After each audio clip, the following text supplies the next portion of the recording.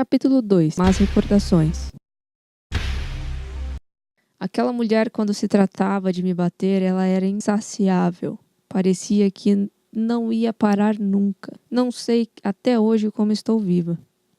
Bom, eu já estava com 11 anos e continuava nas mãos daquela infeliz mulher. Então, uma noite, pensei comigo mesma: chega de viver apanhando nessa casa. Tenho que dar um jeito de fugir daqui. Então, no dia seguinte, me mandei de lá. Queria minha liberdade e estava disposta a enfrentar qualquer coisa para ter essa liberdade. Um gosto de aventura em enfrentar o desconhecido invadiu o meu ser. Estava determinada a viver essa aventura. A sensação de liberdade e saber que não apanharia mais era algo inexplicável. Eu estava livre das surras aplicadas de Dona Ivone. Fiquei imaginando a cara dela ao se dar conta do meu sumiço. Deveria ficar incrédula. Imaginei indo de casa em casa me procurar. E dei uma gargalhada ao imaginar essa cena.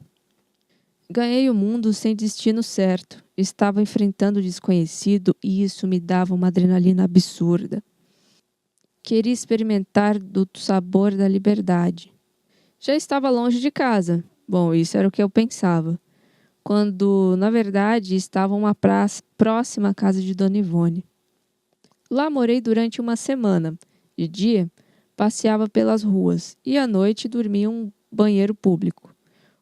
Um dia estava passando em frente a um cinema e um senhor me parou perguntando: Menina, o que você está fazendo essa hora na rua? Então eu expliquei para aquele senhor que havia fugido da casa de Dona Ivone e não tinha para onde ir. E ele respondeu: Você não pode ficar sozinha aqui. É perigoso. Vamos, entre no cinema e durma em uma das cadeiras. Ah, mais uma coisa. Você está com fome? E então o senhor me entregou seu único lanche, que seria sua última refeição naquela noite. Já tinha o suficiente para passar a noite. Mas só uma coisa me confortava. Eu estava livre daquela mulher malvada e não apanharia mais. Contudo, no segundo dia, pela manhã, um policial, ao ver-me vagando pelas ruas, me pegou e me levou para a delegacia. Na delegacia, as pessoas me olhavam com desconfiança e isso me incomodava muito. Sentei diante do delegado e contei minha história.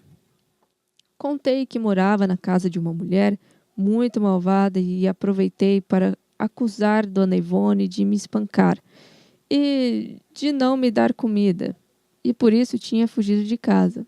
Então ele mandou chamar Dona Ivone. Ela foi intimada a comparecer à delegacia.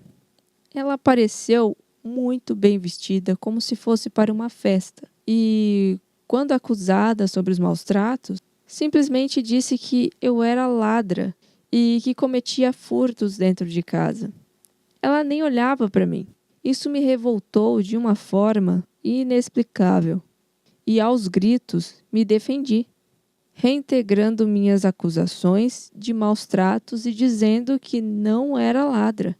Mas de nada adiantou. O dinheiro e a posição que ela tinha falaram mais alto. Então, eu disse que não queria voltar para a casa de Dona Ivone e queria ficar sob a guarda do Estado. Eu queria ir para o juizado com 11 anos. Um rapaz me aconselhou que eu pedisse para morar com uma família. E seu colega disse: Isso não, você não leu a ficha dela? Então eu bradei: Onde poderia guardar o que roubasse? Eu roubava sim, mas era comida porque ela não me dava de comer. E isso não é crime. Isso que ela falou é mentira, apenas para se defender do que me fazia passar. O rapaz se calou.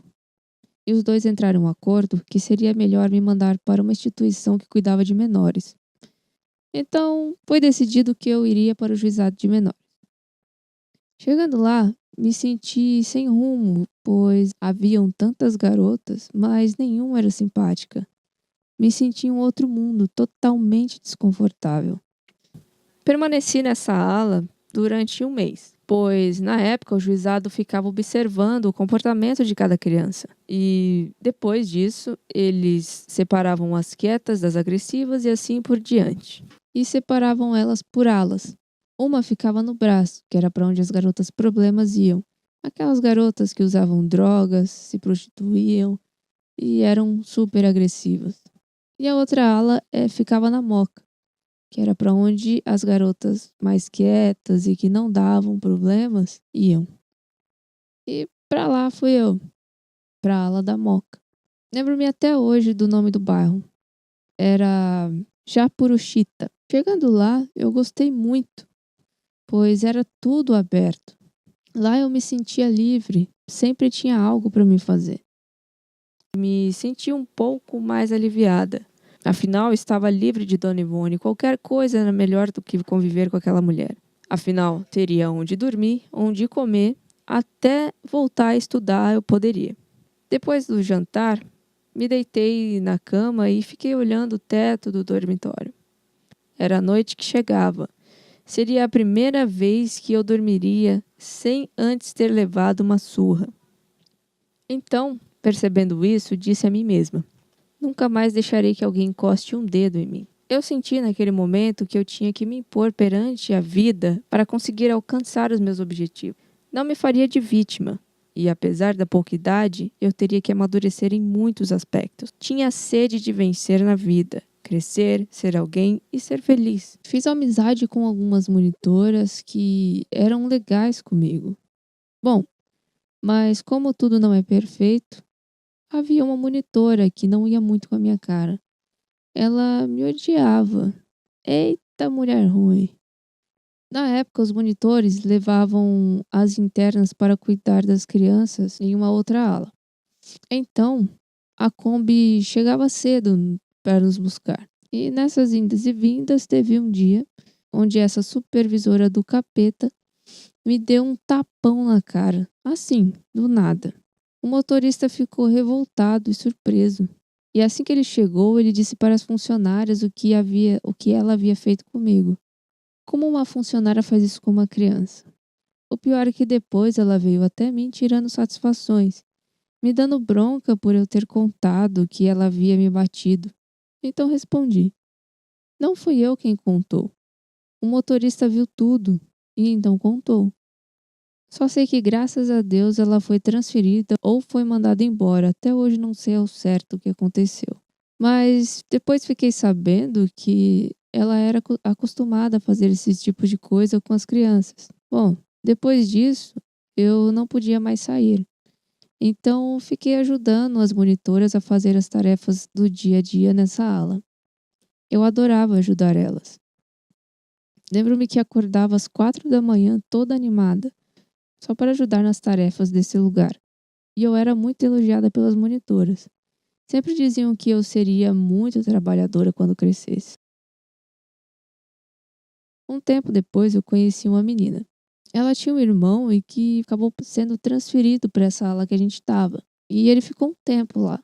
Lembro-me do nome dele até hoje. Era Luiz. Nesse período, ele sempre vinha brincar comigo. E nesse meio tempo, acabamos virando namorados. Lembro que sempre andávamos juntos e não desgrudávamos. Conversávamos muito. Ele era uma boa companhia.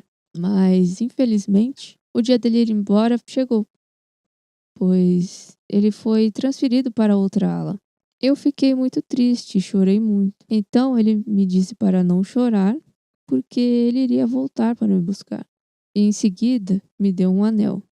O engraçado é que eu estou esperando ele voltar até hoje para me buscar. Mas em compensação eu tenho guardado esse anel até hoje. Lá não fiz grandes amizades, mas em compensação tive o carinho de algumas pessoas que lá trabalhavam. Lá permaneci dos 11 aos 14 anos. Depois fui para um colégio de freiras. Senti o maior alívio, pois já estava cansada de ser jogada de uma casa para outra. Eu já não queria morar com mais ninguém a essa altura. Era um lugar cuidado por freiras que tinha como finalidade cuidar de menores que não tinham família. Fui instalada e apresentada às outras internas. Lembro-me que as meninas ficavam separadas dos meninos. Mas, contudo, parecia que eu tinha um outdoor enorme estampado na minha testa, escrito "Complicação à vista". Mas se você chegou até aqui, você já deve saber que isso não é novidade na minha vida. Afinal, eu consigo atrair tudo que é tipo de encrenca para minha vida.